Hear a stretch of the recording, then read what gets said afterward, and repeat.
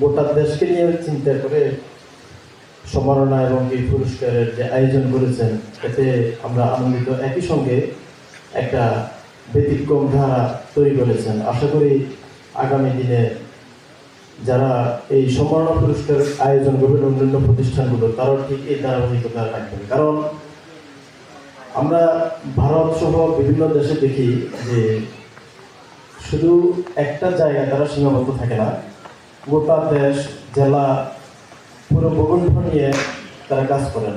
ঠিক সেই ধারাবাহিকতায় আমাদের বাংলাদেশটা যদি গোটা বাংলাদেশের ৬৬টি জেলা নিয়ে কাজ করে, তাহলে আমি মনে করব আমাদের এই বাংলাদেশ অনেক বেশি এগিয়ে যাবে।